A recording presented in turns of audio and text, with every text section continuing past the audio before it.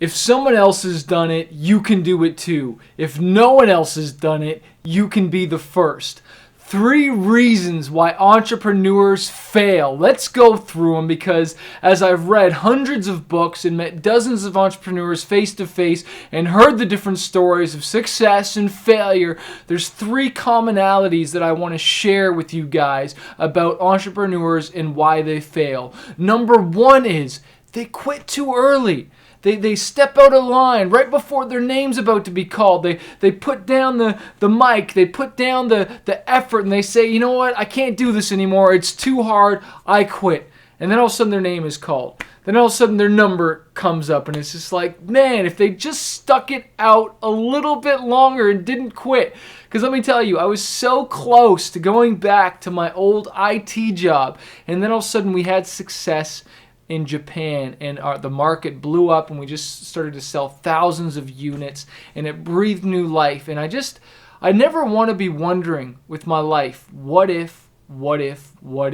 So stay in the game, man. Stay in the game. And if you're not in the game yet, get in the game. And one of the reasons I shared this earlier is why I'm just trying to make this so inspirational as well as tactile, is because if we can inspire you and we can just get you to overcome this, your mind, and overcome you, because you know what? You're your biggest obstacle, and just believing that you can do it. There's already enough opportunities out there. There's enough, tools and tactics and things you can do. It's just believing in you to take action and to go for it. That's really the biggest obstacle. So stay in the game. Don't quit too early. Yes, we fall down. Yes, we fail, but don't let that define you. Number 2 is making sure that you learn to delegate, because a lot of entrepreneurs suffer from burnout.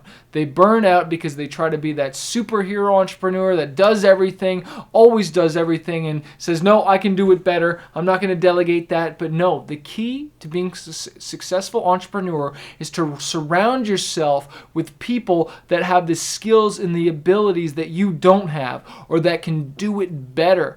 Why would you try to do it yourself, like coding or something like that on a website, or graphic design, when you can hire that out? You know, why would I try and be a producer to produce a song that I'm trying to do, or to build my own house when I can hire a construction worker to do that, or, a cleaning service or whatnot? Why spend your effort and your energy on these small tasks that are only worth, what, $10 to $20 an hour, when your time is worth what? What price, what value do you put on your time? When you really start to add it up, you need to start realizing that your time is worth a lot more than $50 an hour, a lot more than $100 an hour, $1,000 an hour. What price do you put on it?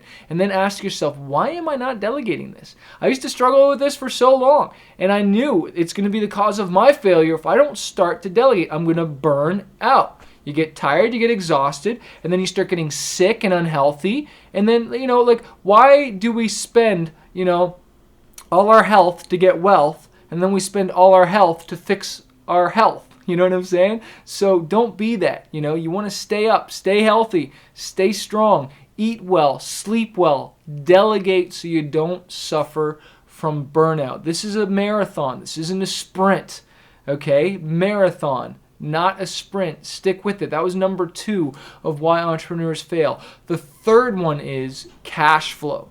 A lot of entrepreneurs do not manage their books enough, are not staring at the numbers and making sure that, the amount of money coming in is higher than the amount of money going out, okay? Because when you start spending more than you're making, you go broke, you get stressed out, and then you're bankrupt and your business is done. You've got to manage cash flow. You got to be looking at the numbers, making sure who you're hiring, getting the best price on things, making sure the marketing is getting done, and that sales are happening. Nothing happens until sales start happening. You got to sell stuff.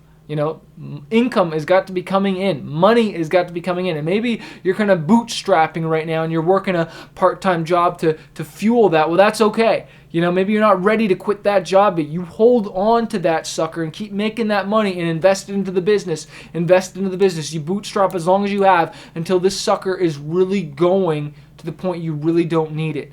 And it's a hard jump sometimes. It's a hard jump. But you know what? That's where you just got to keep planning. You keep investing and keep building, and you're delegating and you're doing things better and improving the product, and then finally you jump. But you've got to keep your eye on the ball. You've got to keep your eye on the sales and the numbers. I'm always opening up my spreadsheet every day, looking at my cash flow sheet, seeing what money is going to be going out, what money is going to be coming in, and what do I need to do to make that income column go higher and make the money going out smaller, And I'm not really focused too much on, lowering the outgoing. I'm more focused on increasing the incoming. That's what you want to focus on. You cannot, shrink into greatness. You have to stretch. Don't focus on trying to lower your expenses as much as you should be focusing on increasing your income, increasing your bottom line, making more money, because then these expenses won't look like anything. They'll look like nothing. Like, oh, I can handle that. Just write the check. Done. Let's move. Let's go because income is coming in.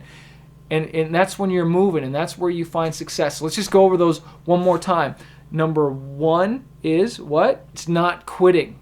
It's not quitting. Don't step out of line too soon, okay? Number 1 is not quitting. It's staying in the game. And if you're not in the game, get in the game. Number 2 is what? Is delegating. Making sure you're delegating and not suffering from burnout. Number 3 is cash flow. I really hope this lecture has inspired you. Again, we just got to get ourselves out of the way so we can go for it. There's more than enough opportunity, tools, tactics, things out there to launch a business. The question is, are you going to do it? Are you going to start taking action? You're going to come up with an idea and you're going to go for it and take action on it, or are you just going to let it go by? Stop procrastinating. Stop procrastinating and get out there and get in the game. Hey, what's up guys? Thanks so much for watching this video. I hope you found it valuable. Make sure you hit the subscribe button below so you can get notified of the weekly new updates we always put out. Also, if you're a struggling artist and you're just trying to figure out what to do next in this crazy music industry, maybe you feel overwhelmed and you just don't know what to do next, I want to encourage you to check out fanbaseuniversity.com. It's a membership area where we're helping hundreds of other artists grow their platform, grow their fan base, sell more music, the real nuts and bolts in the how-to grow your music industry career. Head over to fanbaseuniversity.com and join our membership and get the help and the support you need to grow your music career.